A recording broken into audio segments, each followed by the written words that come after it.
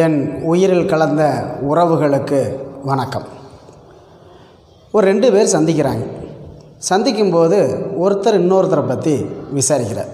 என்னப்பா மேலே தெரு நந்தண்ணன் எப்படி இருக்கிறாரு? அவர் சொல்கிறாரு, அவருக்கு என்னப்பா நல்லா இருக்கார். அவரை மாதிரி ஒரு மனுஷன் உலகத்தில் தேடினாலும் கிடைக்குமா? என்ன குணம், அவர் பண்பு எவ்வளவோப்பா. இல்லைங்கிறவங்களுக்கு அவர்கிட்ட போனால் கண்டிப்பாக கையில் இருக்கிறத கொடுப்பாருப்பா அப்படின்னு சொல்லி 2 பேர் பேசிக்கிறாங்க. இதில் ஒரு விஷயத்தை நம்ம கவனிக்கணும், பண்பு அப்படின்னு. இந்த பண்புன்னா என்ன? மற்றவங்களுக்கு கொடுக்கறது, உதவுறது, இதையெல்லாம் நம்ம ஒரு பண்புன்னு சொல்கிறோம். அதாவது குணம் அப்படின்னு சொல்கிறோம். இப்போ இந்த பண்பு அப்படிங்கிறத எதன் முறையில் வரையறுக்கிறோம் அப்படின்னு வண்ணம், வடிவு, அளவு, சுவை. இந்த 4, அதாவது வண்ணம், வடிவு, அளவு, சுவை, அதுக்கப்புறம் தான் குணம், நல்லவன் கெட்டவன் அப்படிங்கிற குணமும் சேர்த்து இந்த 5 தன்மைகள் ஒரு பண்பு என்பதை நிர்மாணிக்கிறது.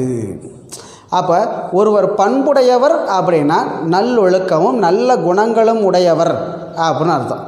தீய குணம் உடையதாக இருந்தாலும் அதுவும் ஒரு பண்பு தானே. அரக்கன் கொடியவன், இரக்கமற்றவன், எல்லோரையும் இம்சிக்கக்கூடியவன், துன்பப்படுத்தக்கூடியவன், இவனை கெட்டவனுக்கு தீயவனுக்கு நம்ம சொல்லக்கூடிய விளக்கம். நல்லோர் அப்படின்னு சொல்லும்போது தம்மால் இயன்றவரை மற்றவர்களுக்கு உதவுவது, மற்றொரு துன்பம் கண்டு இறங்குவது, இது நன்மையான குணம், நன்மையான பண்பு. இது 2 பண்புகளை தான் மனிதர்களை பொறுத்தவரை நம்ம சொல்கிற விஷயம்.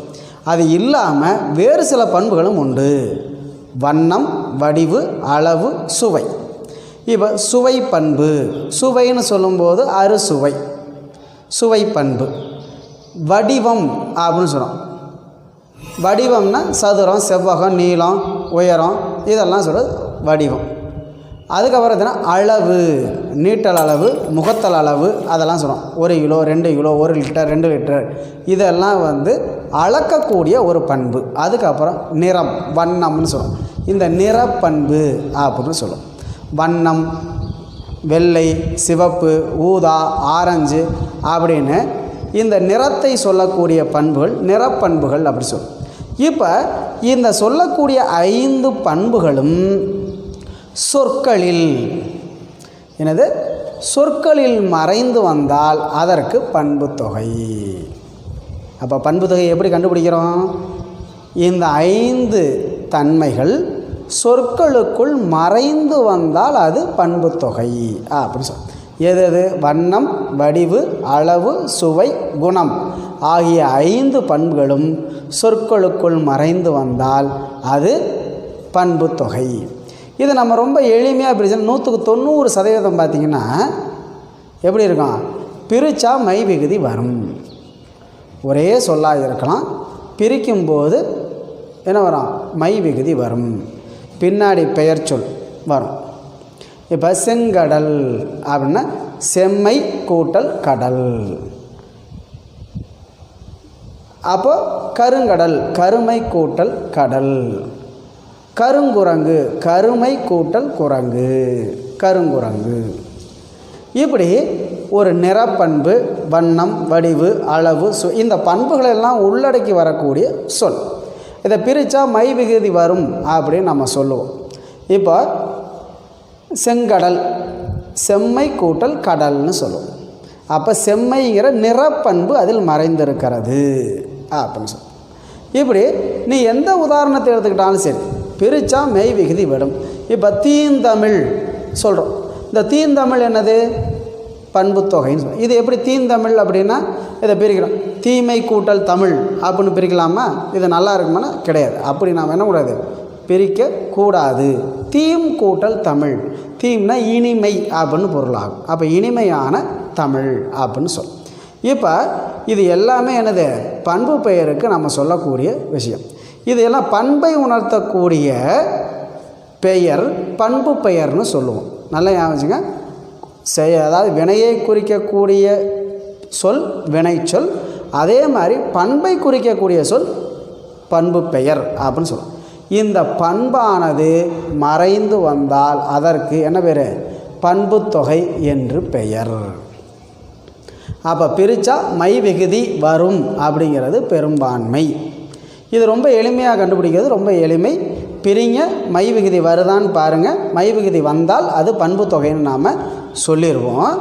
ஒருவேளை பிரிக்கும்போது மை விகுதி வரல அப்படின்னா மேலே நாம் சொன்னோம் இல்லையா, 4 குணங்கள்: வண்ணம், வடிவு, அளவு, சுவை, குணம். இதில் ஏதாவது ஒரு பண்பு அந்த சொற்களில் வந்தால் அது என்ன சொல்லுவான்? பண்புத்தொகைன்னு சொல்லுவோம். இப்படி தாப்பா நம்ம பண்புத்தொகையை கண்டுபிடிப்பது அப்படி. இப்போ நல்லா புரிஞ்சுக்கிட்டீங்களா? ஒரு சொல், அதை பிரிக்குவோம். பிரிக்கும்போது பின்னாடி பெயர் சொல் வரும், முன்னாடியும் ஒரு சொல் தான் இருக்கும். இந்த சொல் பெயர் சொல்லாக இருக்கலாம், வினை சொல்லாக இருக்கலாம், எப்படி வேணுமாலும் இருக்கலாம். ஆனால் அந்த சொல் என்னவாக இருக்கணும்? பிரிக்கக்கூடிய சொல் ஒரு பண்பை உணர்த்துவதாக இருக்க வேண்டும். இந்த பண்பை உணர்த்தக்கூடியதாக அமையக்கூடிய சொல் பண்புத்தொகை. ஏன்னா அதுக்குள்ளே என்ன மறைஞ்சிருக்கு? பண்பு மறைஞ்சிருக்கு. என்ன பண்பு? வண்ணம், வடிவு, அளவு, சுவை, குணம் ஆகிய 5 பண்புகளை அந்த சொல்லுக்குள் அடக்கி இருந்தால், மறைந்து வந்தால் அது பண்புத்தொகை அப்படின்னு நாம் சொல்லுவோம். ரைட். இப்போ இதுக்கு அடுத்து இன்னொன்று பார்க்கலாம். இன்னொரு தொகை. என்ன தொகை? உவமை தொகை. உவமை அப்படின்னு சொல்லுவோம். உவமைன்னா என்ன? ஓமைதானே உள்ளுதன் மேற்றே அப்படிங்கிறது. ஒரு பொருளை இன்னொரு பொருளோடு ஒப்பிடுவது தான் ஓமை. கம்பேர் பண்ணுறதுன்னு நம்ம சொல்கிறோம் இல்லையா? ஒரு பொருளை இன்னொரு பொருளோடு ஒப்பிட்டு பார்ப்பது. ஒப்பிடக்கூடிய பொருள் இதைவிட உயர்ந்ததாக இருக்க வேண்டும். மதிமுகம் அப்படின்னு சொல்கிறோம். மதிமுகம். இதில் என்ன இருக்குது? மதி போன்ற முகம். அந்த போன்றங்கிற ஓம உருவம் மறைஞ்சு வருது. இப்போ ஓமை அப்படின்னு சொல்லும்போது உவமை, ஓமேயம் ரெண்டுக்கு நடுவில் ஓமிக்கக்கூடிய அந்த ஓம உருவு இருக்கு இல்லையா? போல, புறைய, மான, கடுப்ப, ஒப்ப அப்படின்னு சொல்லக்கூடிய அந்த ஓம உருவுகள் மறைந்து வருகிறது. அதான் சொல்லுவோம் இல்லையா? மதிமுகம் அப்படின்னு சொல்லும்போது மதி போன்ற முகம். குயில் குரல், குயில் போன்ற குரல். குயில் குரல்னால் குயில் போன்ற குரல் அப்படின்னு சொல்லும். இப்படி இந்த உவமைக்கு வரக்கூடிய அந்த ஓம உருவு உள்ள மறைந்து வந்தால், எதுக்குள்ள? இந்த சொற்களுக்குள்ள மறைந்து வந்தால் அதை ஓமை தொகை அப்படின்னு நாம் சொல்லுவோம். நல்லா பாருங்கள். உவமை, உவமேயம் ரெண்டு இருக்குது. உவமைனா என்ன? எந்த பொருளை ஒப்புமை சொல்கிறோமோ அது. உவமேயம்னா எதை சொல்கிறோமோ அது. இப்போ ஒன்றும் இல்லை, மதிமுகம்னு சொன்னோம். மதினா நிலவு, முகம்னா எனது நம்முடைய முகம். மதி போன்ற முகம். இப்போ இந்த முகத்துக்கு எதை ஓமைப்படுத்துகிறோன்னு பாருங்கள். மதி, நிலவு. அவளுடைய முகம் நிலவை போன்று இருந்தது அப்படின்னு நம்ம சொல்கிறோம். இதுதான் ஓமை. அதாவது நம்ம சொல்லக்கூடிய பொருள், ஒப்புமை கூடக்கூடிய பொருள் அதை விட உயர்ந்ததாக இருக்க வேண்டும். முகத்துக்கு எதை ஓமை சொல்கிறாரு? நிலவை சொல்கிறார். அப்போ நிலவு போன்ற முகம் அப்படிங்கிறது. இப்போ குயில் போல பாடினாள் அப்படின்னு சொல்லும்போது குயில், இந்த குயிலோட அந்த குரல் மிகவும் இனிமையானது அப்படி. அப்போ இது மாதிரி அது இருந்துச்சு. அன்ன நடை, அன்னம் போன்ற நடை. அவன் அன்னம் எப்படி அழகாக மெதுவாக நடந்து போதோ அதுபோல் அவன் நடந்து போனான் அப்படிங்கிறது. அப்போ உவமை அப்படிங்கிறது அன்ன நடைன்னு சொல்லும்போது அன்னம் போன்று நடந்த அந்த பெண்ணை குறிக்கிறது உவமை. அதாவது ஓமிக்கப்படக்கூடிய பொருள் என்னன்னு பார்த்தீங்கன்னா எது? அந்த அன்னம். இப்போ அன்னத்துடைய நடையை ஒத்தவள் அப்படின்னு சொல்கிறோம் இல்லையா? முத்து போன்ற பற்கள், முத்துப்பல், முத்து போன்ற பல் அப்படின்னு சொல்லும். அப்போ இந்த உவமை, உவமேயம் இந்த ரெண்டும் ஒன்றா சேர்ந்துருக்கும். ஆனால் ஓம உருவுன்னு சொல்லுவோம் இல்லையா? போல, ஒப்ப அப்படின்னு சொல்லக்கூடிய உவம உருவு இதில் என்ன பண்ணியிருக்கான்? மறைந்திருக்கும். வெளிப்படையாக தெரியாது. இது வெளிப்படையாக தெரிஞ்சதுன்னா ஓமை அணி உவமைன்னு சொல்லிடுவோம். இது வெளிப்படையாக தெரியாமல் உள்ள மறைஞ்சிருந்துச்சுன்னா அதுக்கு என்ன பேர்? உவமை தொகை. அதாவது உவமைக்கும் ஓமைக்கப்படக்கூடிய பொருளுக்கும் நடுவில் இந்த ஓம உருவு இருக்கு இல்லையா? அது மறைந்து வந்தால் அது என்னது? உவமை தொகை அப்படின்னு நாம் சொல்லுவோம். இப்போ ஒரு உதாரணம் சொன்னோம், முத்துப்பல் அப்படின்னு சொன்னோம். இப்போ முத்துப்பல்னா இதில் என்ன இருக்குது? முத்து போன்ற பல். இவருடைய பல்லானது முத்துக்களை போன்று பிரகாசமாக இருந்தது அப்படிங்கிறது பொருளாகும். அப்போ முத்து பல் அப்படின்னு சொல்லிட்டோம். இந்த முத்துங்கிறது ஓமை, பல்லுங்கிறது ஓமிக்கப்படக்கூடிய பொருள். இந்த முத்துக்கும் பல்லும் ரெண்டும் சேரும்போது முத்து போன்ற அப்படிங்கிற ஓம உருவு அதுக்குள்ளே மறைந்து வருகிறது. முத்தை ஒத்த பல், முத்து போன்ற பல் அப்படின்னு சொல்லும்போது போல, ஒப்ப அப்படிங்கிற சொற்கள் அதுக்குள்ளே மறைஞ்சு வந்திருக்கு இல்லையா? அதை தான் நம்ம என்ன சொல்கிறோம்? ஓமை தொகைன்னு சொல்கிறோம். இதே வெளிப்படையாக முத்து போன்ற பல்லுன்னா அது ஓமை தொகை கிடையாது. சரியா? முத்து பல் அப்படின்னா தான் ஓமை தொகை. முத்து போன்ற பல்னா அது வெளிப்படையாக தெரிஞ்சு போச்சே. அப்போ வெளிப்படையாக வந்த விஷயங்கள் தொகையில் அடங்காது அப்படிங்கிறது. ஏன்னா தொகை அப்படின்னாலே மறைந்து வருதல் தான் பொருள். சரியா? அப்போ ஓமை தொகை அப்படிங்கிறது ஓமேயம் ரெண்டுக்கு நடுவில் அந்த ஓம உருவானது மறைந்து வந்தால் அது ஓமை தொகை அப்படின்னு சொல்லுவோம். இதை இலக்கணத்தில் சொல்லும்போது, அணியில் சொல்லும்போது இதை எடுத்துக்காட்டு ஓமை அணி அப்படின்னு நம்ம என்ன சொல்லுவோம்? சொல்வது வழக்கம். ஓமையும் ஓமேயமும் ஓம உருவம் வெளிப்படையாக வந்தால் அது ஓமை. இதில் ஓமேயம் ரெண்டு வெளிப்படையாக ஓம உருவம் மறைந்து வந்தால் அதை எடுத்துக்காட்டு ஓமை அணி அப்படின்னு சொல்லுவோம். இதில் ஒரு எடுத்துக்காட்டை சொல்கிற மாதிரி சொல்கிறது. அதாவது என்னது? எடுத்துக்காட்டு ஓமை அணின்னு சொல்லுவோம். இதுதான் நம்ம என்ன சொல்கிறோம்? உவமை தொகை அப்படின்னு நாம் சொல்கிறோம். ரைட். அதுக்கப்புறம் இன்னொரு தொகை இருக்குது. என்ன தொகை? உண்மை தொகை அப்படின்னு சொல்ல.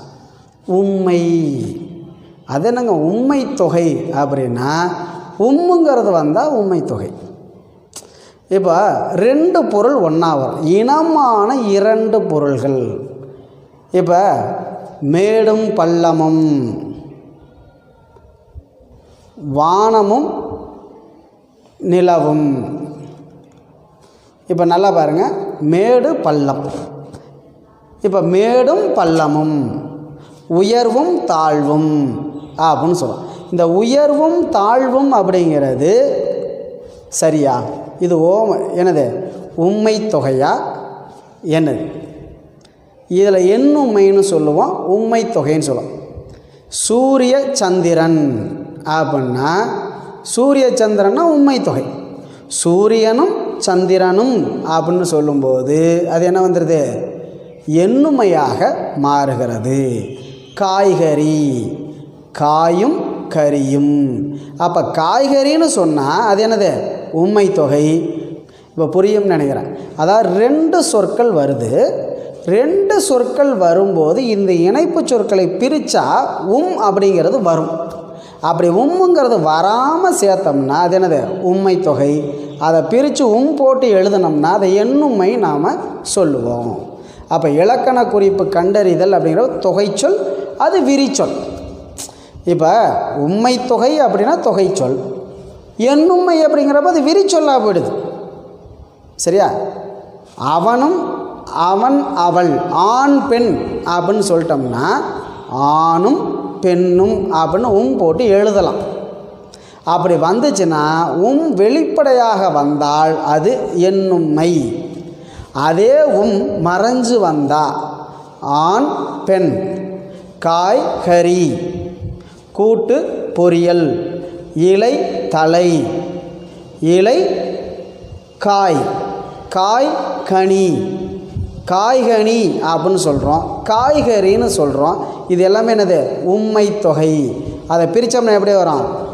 காயும் கரியும், காயும் கனியும் அப்படின்னு சொல்லி என்ன பண்ணலாம்? நாம் பிரித்து சொல்லலாம். இப்படி இரண்டு சொற்கள், பெயர் சொற்கள் ஒன்றாக சேரும்போது, ரெண்டு வினை சொற்கள் ஒன்றாக சேரும், இரண்டு சொற்கள் ஒன்றாக இனமான இரண்டு சொற்கள். இது நல்லா சொல்லணும்னா இனமான இரண்டு சொற்கள். இப்போ காய் கனின்னு சொல்லும்போது காய் அதோட இனமான சொல்ல தான் இன்னொன்று. இல்லை சார் மேடு பள்ளம்னு சொல்கிறோமே அப்படின்னா மேடும் பள்ளமும் முரண். நல்லா ஞாபகம் வச்சுங்க. மேடும் பள்ளம்னா முரண்பாடான விஷயம். அந்த முரண்பாடான விஷயம் வந்தாலும் வரும். ஆனால் அதுக்கு நம்ம என்ன சொல்லக்கூடாது, உண்மை தொகையோ எண்ணுமையோ நம்ம இந்த இடத்துல பயன்படுத்தக்கூடாது. என்ன சார் ஒரே மாதிரி போட்டு குழப்புன்னு குழப்புறீங்க. இப்போ முரண் தொடைன்னு சொல்கிறீங்க, முரண்னு சொல்கிறீங்க, எண்ணுமைன்னு சொல்கிறீங்க, உண்மைன்னு சொல்கிறீங்க. இப்போ எதைத்தான் நாங்கள் சொல்கிறது அப்படின்னா, இனமான பொருள்கள் ஒன்றோடு ஒன்று வரும்போது. இனமான பொருள் அப்படின்னா என்ன? இப்போ சொன்னோம் இல்லையா, தண்டு வேர், தண்டு வேர், காய் கனி, காய் கறி அப்படிங்கிறதெல்லாம் என்னது, இனமான பொருள்கள். சரியா? அதே இது இரவு பகல், சூரியன் சந்திரன், இதெல்லாம் பார்த்திங்கன்னா முரண்பாடான பொருள். சூரியனுடைய நேர் எதிர்மானது என்னது, சந்திரன். இரவுக்கு நேர் எதிரது பகல். இரவு பகல்னு சொல்லுவோம், இரவுக்கு நேர் எதிர் பகல். அப்படி எதிர்மறையான பொருள்கள் ஒன்றா சேரும்போது அந்த இடத்துல வரலாம். ஆனால் வரலாம், அதை நாம் என்ன சொல்லக்கூடாது, உண்மை தொகை என்று நாம் சொல்லக்கூடாது. அது முரண். அப்போ இதை எப்படி தான் சார் கண்டுபிடிக்கிறது அப்படின்னா, ஒரு வார்த்தையை படிச்சுப்பார், அது ஒரே இனமாக இருக்கான்னு பாரு. கருப்பு சிவப்பு வருதா? அப்போ கருப்பும் சிவப்பும்னு பிரிக்கலாம். ஏன்னா கருப்பும் சிவப்பும் ஒரே வண்ணம்ங்கிற ஒரே இனம். சரியா? நாயும் பன்றியும் அப்படின்னா, நாயும் பன்றி, அதாவது நாய் ஏன்னா நாயும் பன்னியுமா அப்படிமா, நாயும் பன்றியும் அப்படிங்கிறப்ப நாயும் பன்றியும் ரெண்டும் என்ன, ஒரு இனம். சரியா? மீனும் தவளையும் அப்படின்னு சொல்லும்போது, மீனும் தவளையும்னு சொல்லும்போது அது ஒரு இனம். அப்படி இனமான பொருள்கள், காய் கனி, காய்க்கு அப்புறம் தான் கனி வருது. சரியா? அப்போ பூவும் மொட்டும் அப்படின்னு சொல்கிறோம், மொட்டுக்கு அப்புறம் பூ வருது. அப்படி இந்த இனமான பொருள்கள் ஒன்றாக இணைந்து வரும்போது வந்தால், வெளிப்படையாகவும் வந்தால் அது எண்ணுமைன்னு சொல்லணும், அது தொகையில் வராது. அப்போ அந்த மறைஞ்சு வந்துச்சுன்னு வை, அப்போ தான் என்ன சொல்லலாம், அதை உண்மை தொகை என்று நாம் கூறலாம். அப்போ தான் என்ன சொல்லணும், அதை உண்மை தொகைன்னு சொல்லணும். ஆக இனமான இரு பொருள்கள் சேர்ந்து வரும்போது அதுக்குள்ள அப்படிங்கிற அந்த விகுதி மறைந்து வரும்போது அது உண்மை தொகை என்று ஆகிறது. அப்போ உங்களுக்கு இந்த உண்மை தொகையும் எண்ணுமையும் முரணுக்கும் உள்ள வேறுபாடு இப்போ உங்களுக்கு நல்லா புரிஞ்சிருக்கும்னு நினைக்கிறேன். சரிங்களா? இனமில்லாத பொருள்கள் ஒன்றா சேரும்போது அது வந்தாலும் சரி வள்ளினாலும் சரி அது முரணில் போய் சேரும். இனமான பொருள்கள் ஒன்றா சேரும்போது அதில் மறைஞ்சு வந்தால் அது உண்மை தொகை, வெளிப்படையாக வந்தால் அது எண்ணுமை.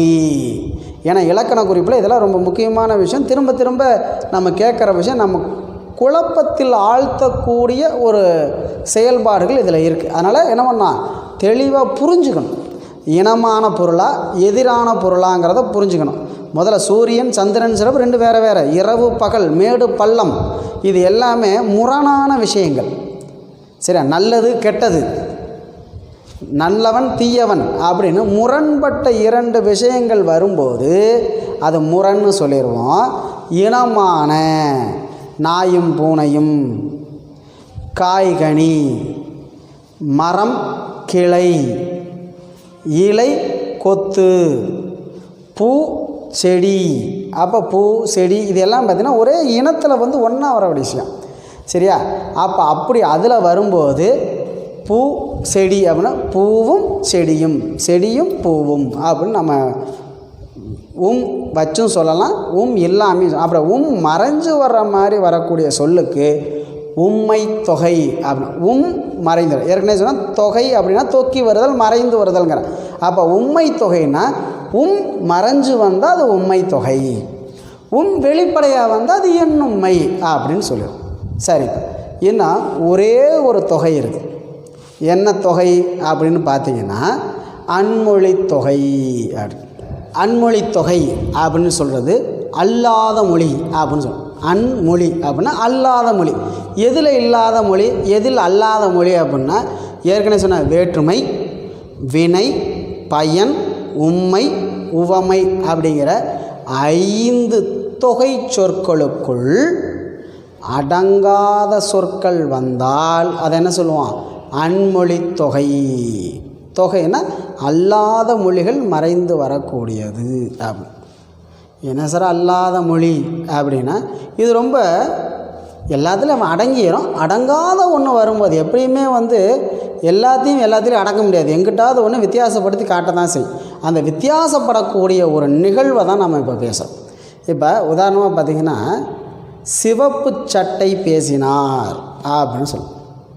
அதனால் சிவப்பு சட்டை பேசினார் அப்படின்னா முறுக்கு மீசை வந்தார் அப்படின்னு சொல்லுவோம். இப்போ சிவப்பு சட்டை பேசினார் அப்படின்னா சிவப்பு சட்டை எங்கேயும் பேசாது.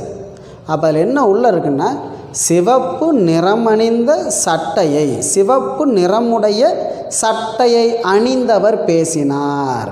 இதுக்குள்ளே பாருங்கள் எவ்வளோ பண்பு. எல்லாம் ஒரு பெரிய குளறுபடியான விஷயந்தான். இப்போ ஒவ்வொன்றும் தனித்தனியாக பண்புன்னா பண்பு மறைஞ்சு வருதுன்னு சொன்னோம், வினைனா வினை மறைஞ்சு வருதுன்னு சொன்னோம். இதில் பாருங்கள் சிவப்பு சட்டை பேசினார் அப்படிங்கிறப்ப சிவப்பு சட்டையை அணிந்தவர் பேசினார் அப்படின்னு தான் நம்ம விரிவாக சொல்ல முடியும். அப்படி எந்த ஒரு பண்புக்கும் அடங்காத ஒரு விஷயத்தை தான் என்ன சொல்லுவோம்? அன்மொழி தொகை அப்படின்னு சொல்லுவோம். இது வேற்றுமையை தாண்டி வந்தால் வேற்றுமை புறத்து பிறந்த அன்மொழி தொகைன்னு சொல்லுவோம். பண்பை தாண்டி வந்துச்சுன்னா பண்பு பெயர் புறத்து பிறந்த அன்மொழி தொகை அப்படின்னு சொல்லுவோம். இப்போ ஒவ்வொரு எந்த இதுக்கு பின்னாடி வருதோ அதை வச்சு நம்ம அன்மொழி தொகை அப்படின்னு சொல்லுவோம். அல்லாத மொழி தொக்கி வருவது அன்மொழி தொகை என்று அழைக்கப்படும். இதுதான் இப்போ நம்ம சொல்லக்கூடிய விஷயம். இப்போ ஒரு தொகுத்து பார்த்துருவோம். வேற்றுமை தொகை, வேற்றுமை உருவு மறைந்து வருவது. பால் குடித்தான் அப்படின்னு சொல்லும்போது அங்கே வேற்றுமை உருவு பாலை குடித்தான்னு சொல்லக்கூடிய ஐ அப்படிங்கிற வேற்றுமை உருவு மறைஞ்சு வர்றதுனால அது வேற்றுமை தொகை அப்படின்னு சொல்கிறோம். இப்போ வேற்றுமை உருவும் பயனும் உடன் தொக்க தொகை அப்படின்னு அதிலே வருது. அப்போ பொற்குடம் அப்படின்னு சொல்லும்போது பொன்னால் செய்யப்பட்ட, பொன்னால் உருவாக்கப்பட்ட, பொன்னால் படைக்கப்பட்ட குடம் அப்படின்னு சொல்லும்.